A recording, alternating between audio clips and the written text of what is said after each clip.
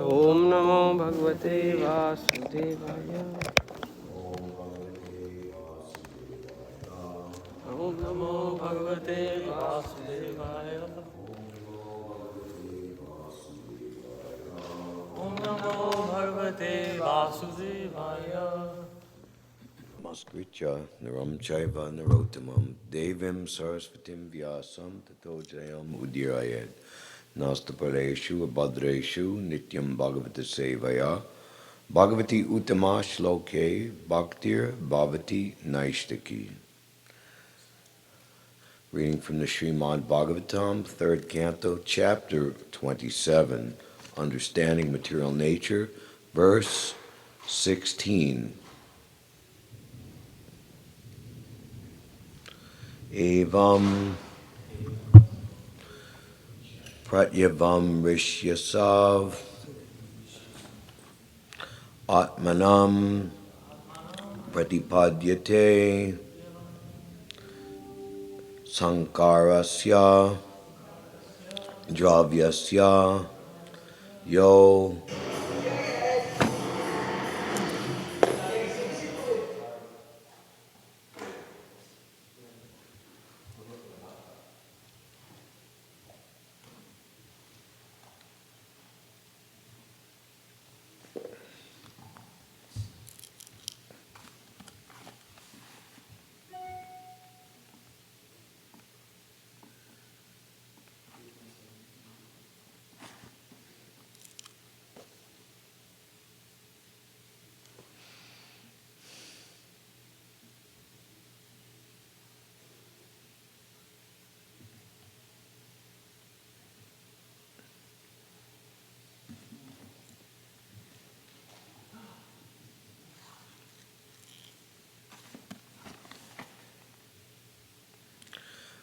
vastanam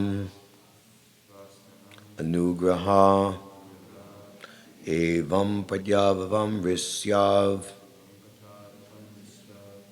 atmanam pratipadyate sankarasya dravyasya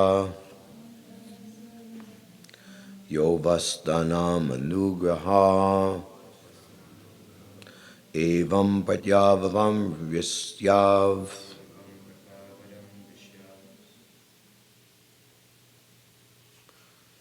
atmanam pratipadyate sankarasya dravyasya yovastanam anugraha evam pratyavavam risav atmanam pratipadyate sankarasya dravyasya yovastanam anugraha.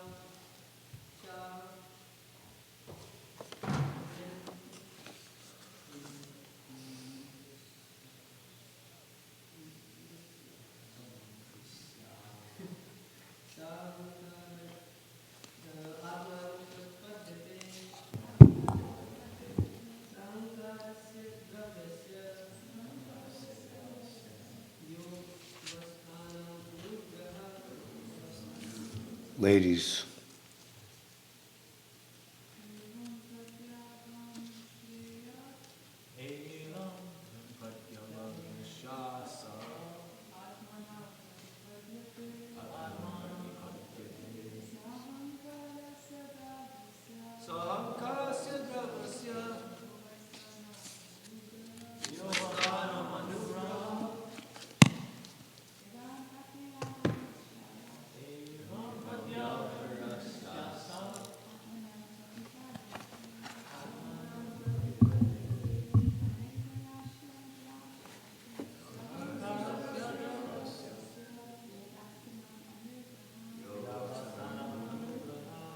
Evam, thus, Pratyavamrisya, after understanding, a soul, that person, Atmanam, his self, Pratipadyate, realizes, Sa ahankarasya,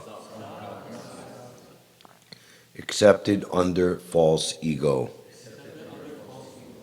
Dravyasya, of the situation, Ya, who, Avasthanam, resting place, Anugraha, the manifester. When by mature understanding one can realize his individuality, then the situation he accepts under false ego becomes manifest to him. Purport by Srila Prabhupada. The Mayavadi philosopher's position is that at the ultimate issue, the individual is lost. Everything becomes one, and there is no distinction between the knower, the knowable, and knowledge. But by minute analysis, we can see that this is not correct. Individuality is never lost, even when one thinks that the three different principles, namely the knower, the knowable, and knowledge, are amalgamated or merged into one. The very concept that the three merge into one is another form of knowledge. And since the perceiver of the knowledge still exists, how can one say that the knower, knowledge, and knowable have become one? The individual soul who is perceiving this knowledge still remains an individual. Both in material existence and in spiritual existence, the individuality continues. The only difference is in the quality of the identity. In the material identity, the false ego acts, and because of false identification, one takes things to be different from what they actually are. That is the basic principle of conditional life. Similarly, when the false ego is purified, one takes everything in the right perspective. That is the state of liberation. It is stated in the Ishopanishad that everything belongs to the Lord. Ishavasyam idam sarvam. Everything exists on the energy of the Supreme Lord. This is also confirmed in Bhagavad Gita. Because everything is produced of his energy and exists on his energy, the energy is not different from him. But still, the Lord declares, I am not there. When one clearly understands one's constitutional position, everything becomes manifest. False, egoistic acceptance of things conditions one, whereas acceptance of things as they are makes one liberated. The example given in the previous verse is applicable here. Due to absorption of one's identity in his money, when the money is lost, he thinks that he is also lost. But actually, he is not identical with the money, nor does the money belong to him. When the actual situation is revealed, we understand that the money does not belong to any individual person or living entity, nor is it produced by man. Ultimately, the money is the property of the Supreme Lord, and there is no question of its being lost. But as long as one falsely thinks, I am the enjoyer, or I am the Lord, this concept of life continues and one remains conditioned. As soon as the false ego is eliminated, one is liberated. As confirmed in the Bhāgavatam, situation in one's real constitutional position is called mukti, or liberation. Om Jnana-timirandasya Jananjana Shalakaya Chakshur Amlitam Yena Tasmai Shri Gurave Namaha Shri Chaitanya Manobhishnam Stapitam Yena Bhutale Svayam Rupa Kadamayam Dadati Svapadantikam Vandeham Shri Guru Shri Uta Padakamalam Shri Gurun Vaishnavamscha Shri Rupam Sagrajatam Sahagana Raghunatan Vidamdam Sajivam Sadvaitam Savadutam Parijana Sahitam Shri Krishna Chaitanya Devam Shri Radha Krishna Padan Sahagana Lalita Shri Vishaka Vitamscha E Krishna Karuna Sindhu Dinabandho Jagatpate Gopisha Gopika Kanta Radha Kanta Namostute Taptaganchana Gorangi Radhe Vrindavaneshwari Vrishabhanu Sute Devi Pranamami Hari Priye Vanchakalpa Jarubhyascha Kripas Nubhyevacha Patitanam Bhavanebhyo Vaishnavebhyo Namo Namaha Jai Shri Krishna Chaitanya Prabhu Nityananda, Shri Advaita Gadadhar, Shivasadi, Gora Bhaktavrinda. Hare Krishna, Krishna Krishna, Hare Hare, Hare Rama, Rama Rama, Hare Hare.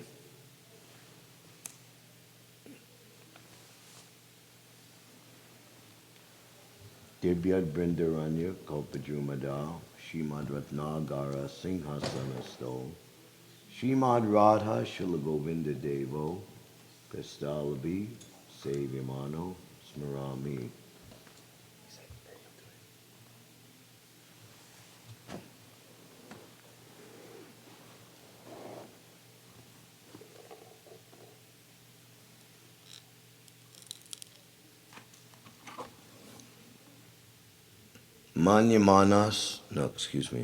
Evam pratyavavam risyav atmanam pratipadyate sankarasya dravyasya yo vastanam anugraha. When by mature understanding one can realize his individuality, then the situation he accepts under false ego becomes manifest to him. So Kapila Dev's instructions in this 16th chapter, coming all the way to the 16th verse, is a continuation of his instructions from the previous chapter. And we will see beginning tomorrow, Kapila Dev has, after this instruction, Devahuti asks the appropriate question, very deep question, a question that all of us ask after we are attempting to come to practice devotional service, get a foothold. Does material nature ever give release to the spirit soul? Since one is attracted to the other eternally, how is there separation possible? Prabhupada gives an encouragement in the first canto that one has been associated with material nature from a very remote time, since time immemorial, and one requires, and it takes time to recover from the foreign atmosphere.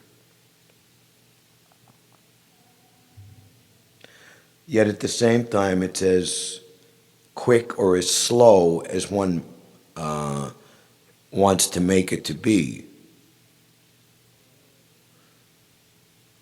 There's a question asked to Srila Prabhupada in Melbourne, Australia in 1975. It's recorded, you can see. we've been performing material activities or sinful activities for so many millions of years and lifetimes. How long does it take to get free from all of these reactions? You are not reading Bhagavad Gita? In 1 minute. And what is to take place in that 1 minute? What is the actual ultimate instruction of Bhagavad Gita? Sarva dharman parityajya mamekam sharanam braja. Abandon everything. All varieties of religion. The demons, their religion. They have their hymns, songs, and chant accordingly. Whatever it is that you're into. Whatever it is that turns you on. If it doesn't please Krishna, if it's not pleasing to Krishna's devotees, then it's useless. And it should be abandoned. And surrender unto me, that means if you give up trying to displease Krishna, then a whole world and an unlimited realm of what pleases Krishna opens up to you. And we see how Prabhupada is pointing out, even though seemingly shrouded in sophisticated language and like so-called high-class society, we see in history, especially here in the West, how this Mayavadi foolishness attracts people who are rich and famous, and because they have no common sense or let's be more charitable, or hopeful, they have no proper information. They're attracted to these nonsensical cheaters because it's kind of like a decoration to their avant-garde mystique, which even increases more their false fame in amongst so-called high society. We see how originally the Beatles, one cheater, Maharishi Mahesh Yogi, who started this nonsensical transcendental meditation craze in the 1960s, somehow they went to his ashram in India and it became, wow, the Beatles are going there and they're with Maharishi and this and that and blah, blah, blah. And ultimately, because they were quite perceptive and searingly dedicated to correct ascertainment, especially John Lennon and George Harrison especially, they saw through this person. And I don't know if anybody's like a Beatle fan or anything, will listen to their music, but they wrote a song in his dishonor on the White Album called Sexy Sadie. Anyway, you can look it up and figure it out. Huh? They were originally going to call it directly Maharishi. Okay. And they changed it to not be so like. Right, okay. So the argument given here is just so foolish and so crazy. The Mayavadi philosopher's position is that at the ultimate issue, the individual is lost. Everything becomes one, and there's no distinction. And Prabhupada mentions these three things 3 times in this purport, between the knower, the knowable, and knowledge.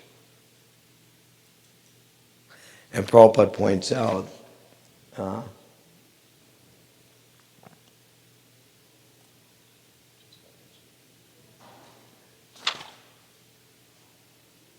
the very concept that the 3 merge into one is another form of knowledge, and since the perceiver of the knowledge still exists, how can one say that the knower, knowledge, and knowable have become one?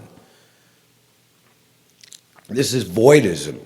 Nothing, you're not perceiving, there's zero. But just the fact that you are making this so-called perception, it's just you prove yourself false just by making the so-called argument. the individual soul is perceiving this knowledge still remains an individual. Your truth is beautiful. It's a new card they have when you get it, like happy birthday or, congratulations. So,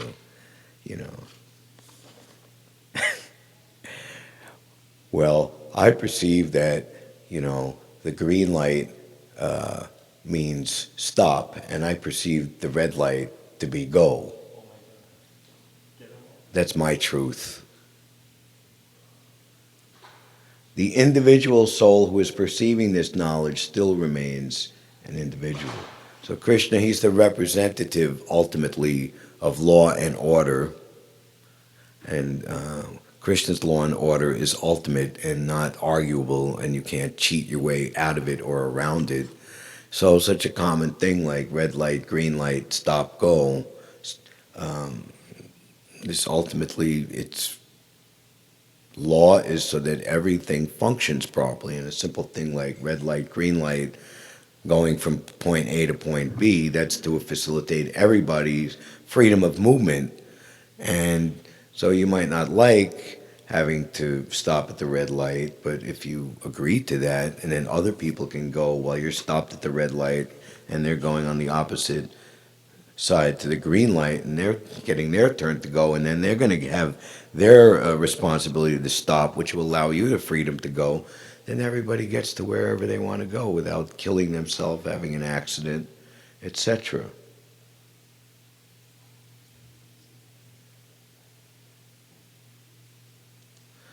So, it's a very simple thing, and it simply points to the fact that we are eternal servants of Krishna, and that is our real identity.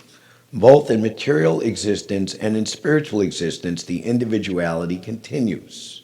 The only difference is in the quality of the identity.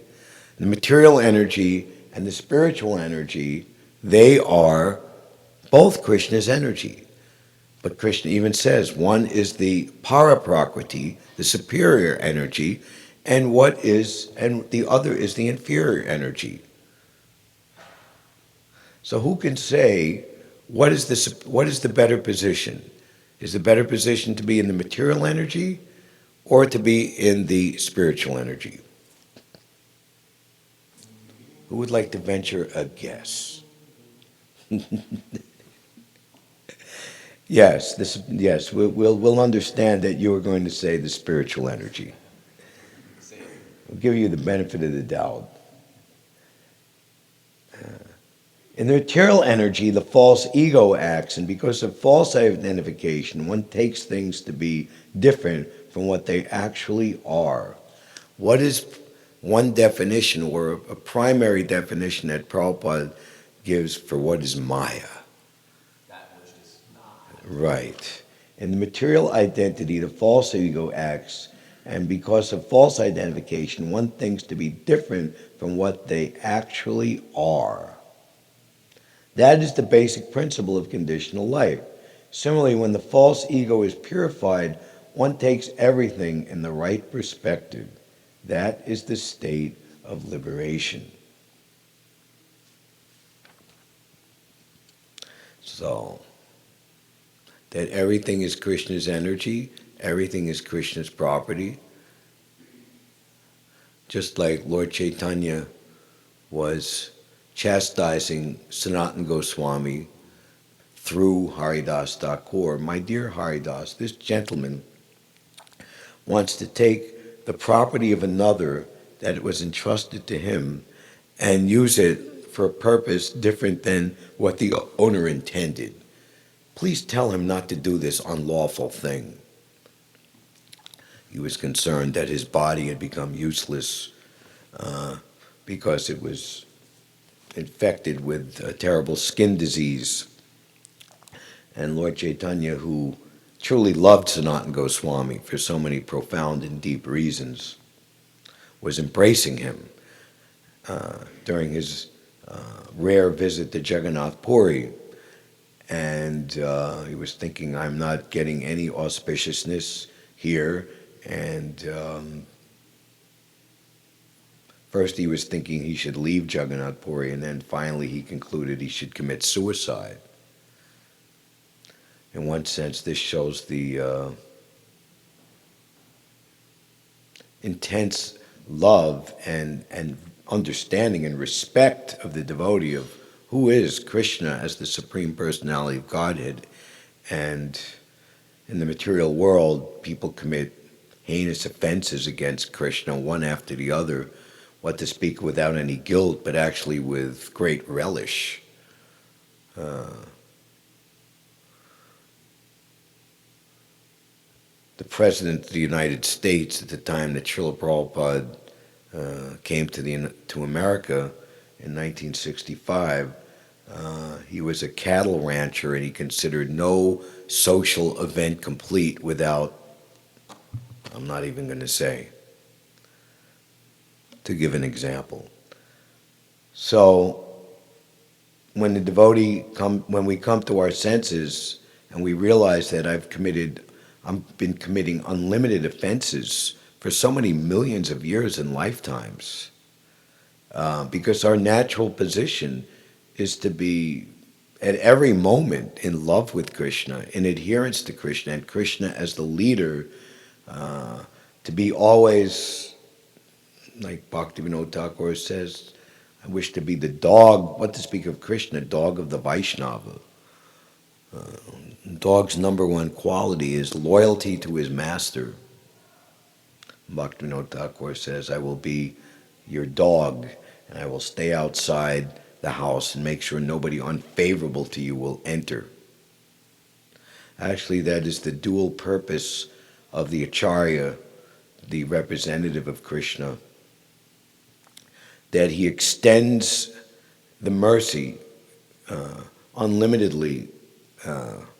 There's the example of Bhakta Peter, who joined in Buffalo, was part of that illustrious group who Rupanuga Prabhu had opened up a center in Buffalo, New York, one of the four main universities, State University of New York, Buffalo, Albany, Stony Brook, and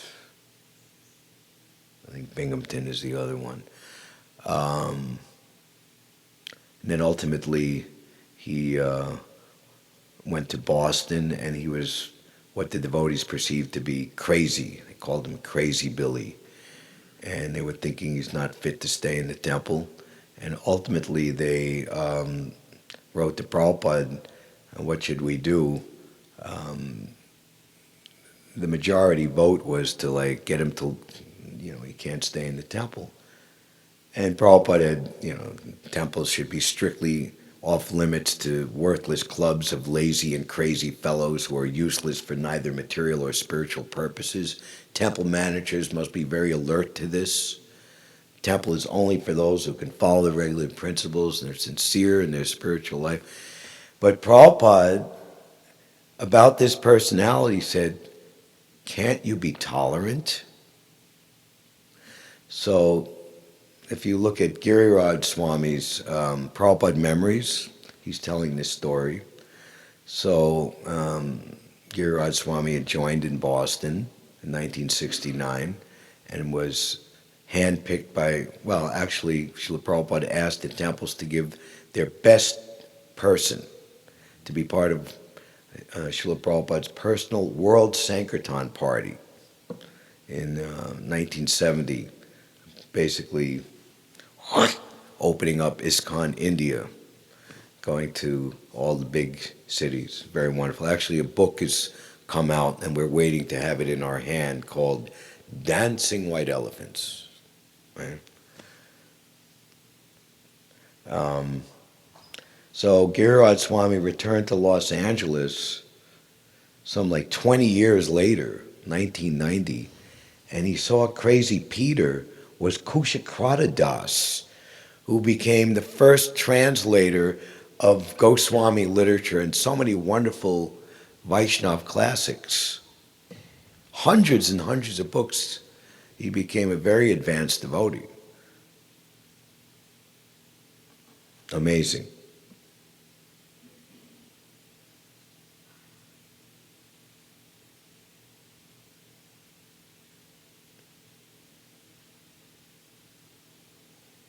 So we have to be careful, and we have to be ultimately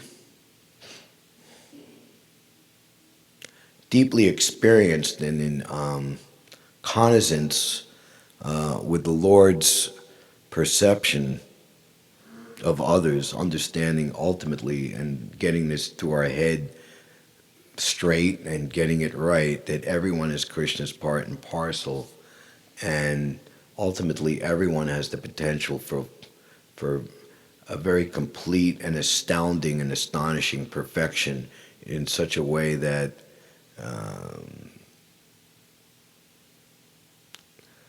Krishna will be ecstatically pleased by that devotee's offering. But it's covered by illusion in the material world. And Krishna speaks in the 24th verse of the 4th chapter of the Bhagavad Gita. What is the verse in English? Somebody could say while I describe Prabhupada's. In the purport, he said that this jyoti is covered, or the brightness of the self is covered by the illusion of Maya in the material of 424. And the process for removing that veil of Maya is Krishna consciousness. And you read the English.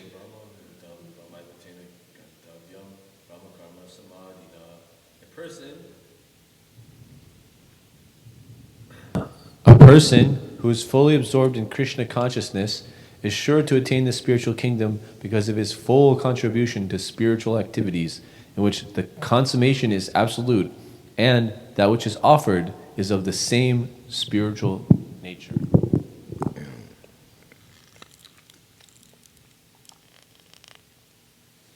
So that's the point here in this verse, is that one understands one's position, then it's simply a question of proper action. Prabhupada says in one place in the Bhāgavatam, one who thinks himself Brahman is the impersonalist, but one who acts as Brahman, he is the pure devotee.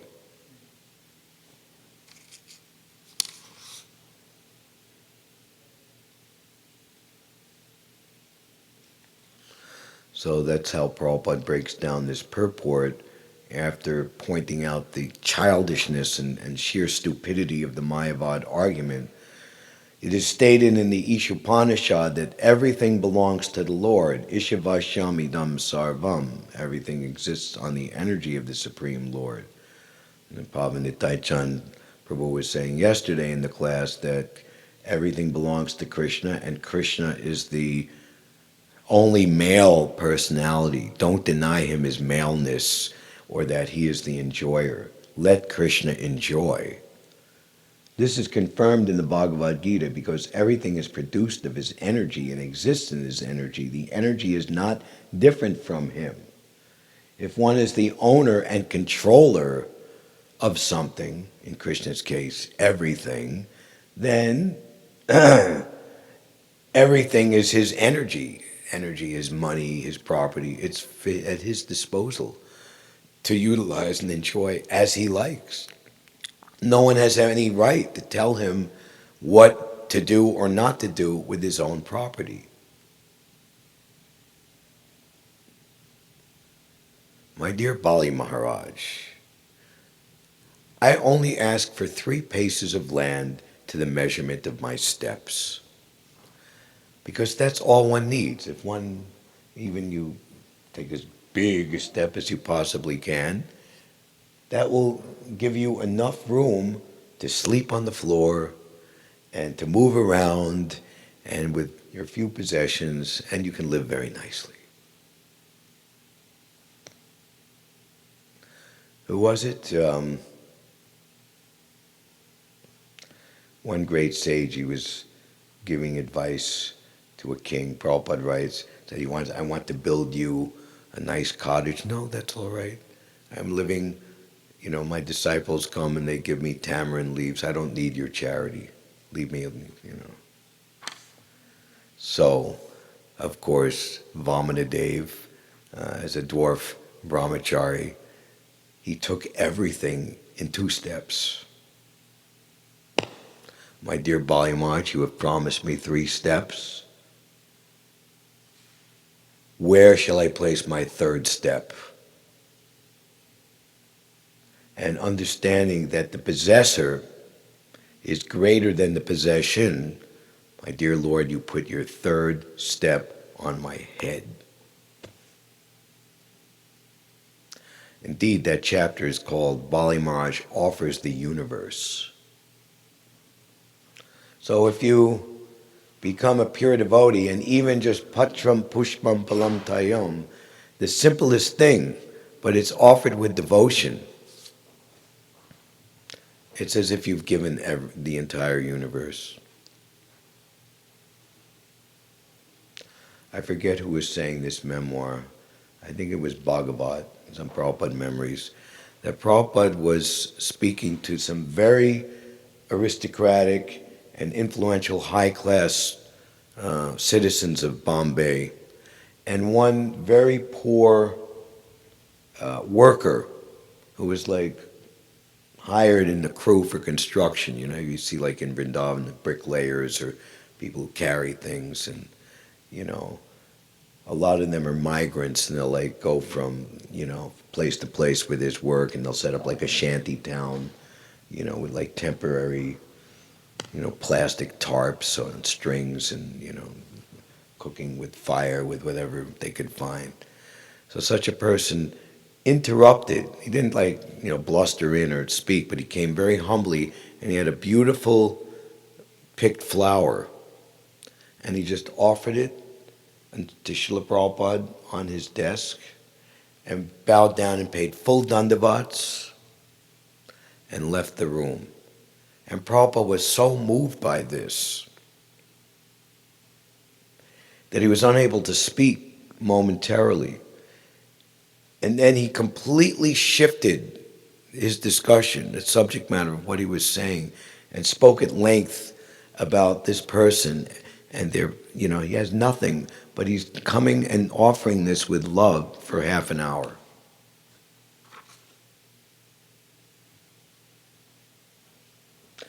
Because everything is produced of his energy and exists on his energy, the energy is not different from him. So the ultimate perfection of this understanding, of course, is worship of Shri Shri Radha and Krishna. Radharani is the energy of Krishna, and that energy is ultimately personified as the most supremely perfect feminine entity for the pleasure of the Supreme Param Purush.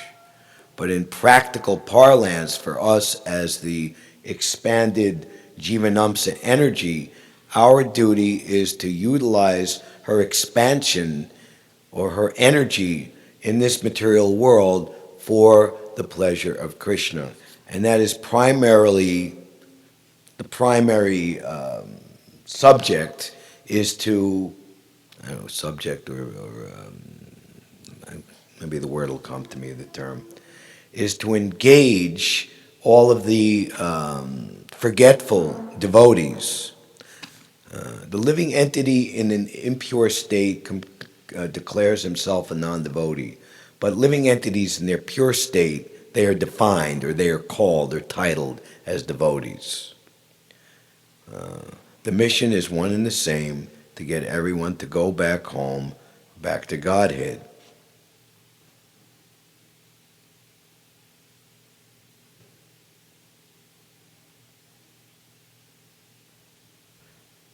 Because everything is produced of his energy and exists on his energy, the energy is not different from him, but still the Lord declares, I am not there. So Krishna himself, he describes in the important chapter, Most Confidential Knowledge 9, beginning on verse 4, Mayatadam idam sarvam jagadavyaktamurtina matstani sarva bhutani nachaham tveshavastita. By me, in my unmanifested form, this entire universe is pervaded. All beings are in me, but I am not in them. And Krishna goes on for several verses.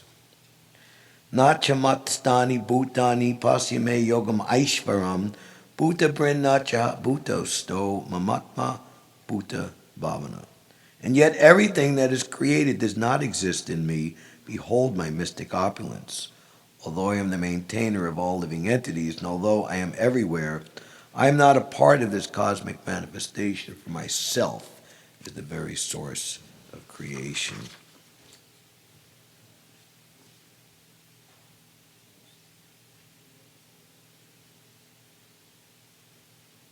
The Lord says that everything is resting on him. This should not be misunderstood. The Lord is not directly concerned with the maintenance and sustenance of the material manifestation. Who has been to Rockefeller Center? What is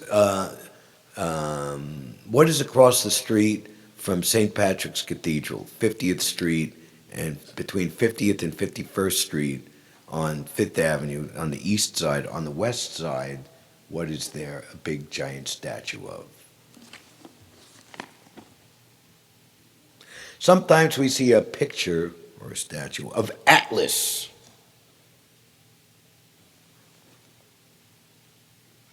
Holding the globe on his shoulders. He seems to be very tired. Holding this great earthly planet. Such an image should not be entertained in connection with Krishna's upholding this created universe. He says that although everything is resting on him, he is aloof. The planetary systems are floating in space, and this space is the energy of the Supreme Lord, but he is different from space. He is differently situated. Therefore, the Lord says, although they are situated on my inconceivable energy as the Supreme Personality of Godhead, I am aloof from them. This is the inconceivable opulence of the Lord. One beautiful name or definition of Krishna is that he is Satya Sankalpa. Whatever he desires immediately becomes truth.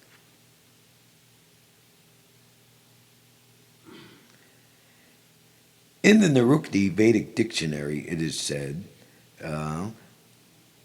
quote, the Supreme Lord is performing inconceivably wonderful pastimes, displaying his energy. His person is full of different potent energies, and his determination is itself actual fact. Satya, whatever he thinks, and also his determination becomes actual fact. Just like the order of the Lord, it is always the absolute truth and will come true. Krishna says, whenever and wherever there is a decline in real religion and real dharma, at that time I descend myself, and the demons are always eliminated or their influence is curtailed, and the sadhus and the devotees, they are uplifted and enlivened. How many situations in the Srimad Bhāgavatam are there? The battle between the demons and the demigods. Indra recovers the heavenly planets.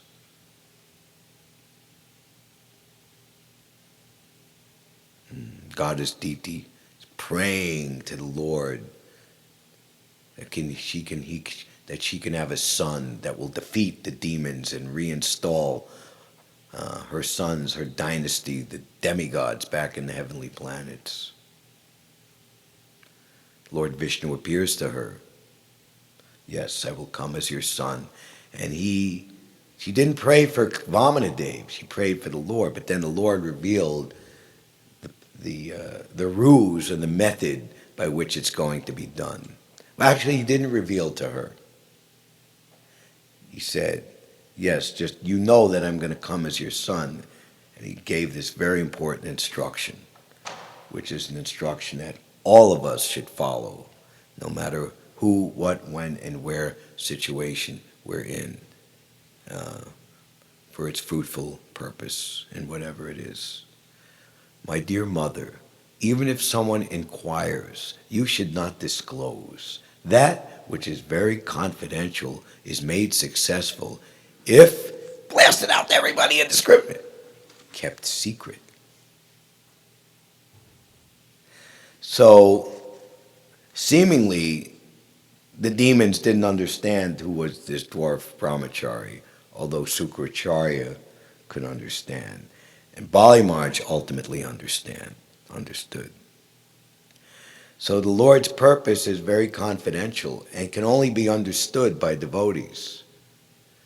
That is why we are so protected in performance of the Lord's order in this age. Sankirtan mantra is 100,000% contributing to their complete and utter destruction. My dear Arjuna, they are already put to death by my will. I want you to fight and get the credit for the victory. If you don't, they're dead anyway. So the will of Lord Chaitanya will come to pass. Srila Prabhupada held that firm conviction which sustained him through 2 heart attacks on the North Atlantic Ocean. No, actually the first one was in the Red Sea and in the Mediterranean Sea. The Atlantic Ocean was calm. It was in the first part of the journey.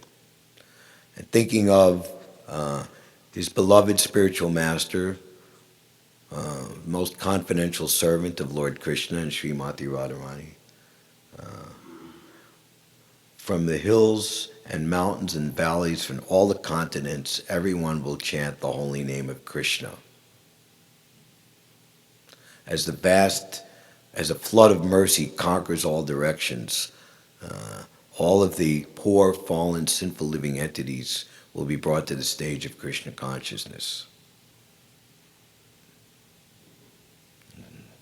That was the first prayer that Prabhupada wrote 5 days before docking in Boston. So the devotee knows, the devotee understands, but the demons, they don't know. Prabhupada was so happy when the 1976, the first New York Rath Yatra parade was held on Fifth Avenue. In 1962, the then Mayor John Lindsay put a moratorium, no more parades on Fifth Avenue. So Tosan Krishna Prabhu, a very qualified devotee, was in charge of getting the permits. Prabhupada asked to see him, questioned him in his room. How did you get the permits? Well, Prabhupada, he said a bunch of things, but this is the point. They wanted a description of what the parade would be, what it would consist of. And I simply wrote 3 hand-pulled carts. And Prabhupada immediately understood, this is our line, this type of trickery. We didn't lie.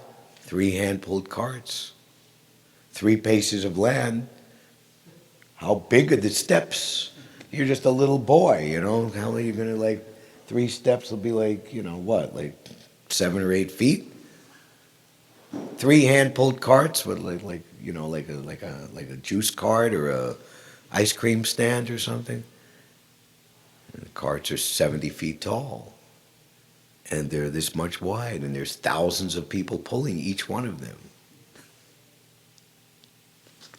So they don't understand. That is Krishna's humor, and ultimately his position as he who laughs last laughs best. So they could laugh at us this way and that, blah blah blah. You see that when people looking at us the ones with the good looks and the rich clothes and the whatever they think they got going on better than everybody else. But we don't want to laugh last and just see in a bad way.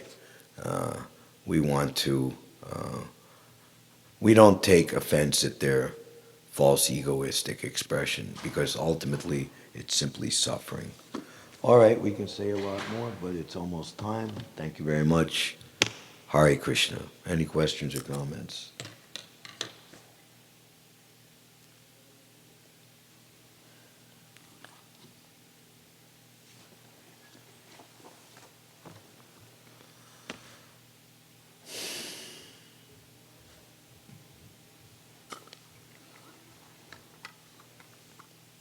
Yes. Hare Krishna, Prabhu. So you mentioned how the knowledge is so confidential, and we also see in some traditions they kind of hold certain knowledges to themselves, and then they share some of the things that they think is acceptable to share. But we go out, I mean devotees go out and they distribute books very openly and undiscriminately, and they give Bhagavatam to everybody. Maybe they don't even know what's inside of Bhagavatam, but they'll still distribute it to them, and they'll buy it, and then and obviously it's to their benefit, but such confidential knowledge, why do some people hide it from others, and then some people just openly give it to others? Why is it one side is super scared, and the other one is just super open, and they want to share it, and they want to Anything that's not based on pure devotional service to Krishna is going to have some material motivation in it, which is based on pride, our bodily, our seminal line, or our race. Some people even think unless you're born in our religion, and even you convert, you're so that's materially motivated ultimately. So it's not even in the realm of that to be considered. It's in a lower platform. Now we give out freely, yet at the same time there is the higher realm of understanding, which is meant for those who are on a much more higher purified platform, and that we are enjoined not to speak of publicly. That is the intimate conjugal pastimes of Radha and Krishna, their dalliances, their relationships with their devotees who are on the most elevated platform, because people will misunderstand that. When we see Prabhupada, he's speaking with different religionists, and they want to advance the topic and speak about higher morality and being being kind to make the government better, but they can't even understand the first commandment, thou shalt not kill, and they're slaughtering animals. You see Prabhupada speaking to that number one cardinal of Paris, who Yogeshwar was describing as being one of the most progressive persons at the time, bringing the young people of France at that time back into the Catholic Church, which in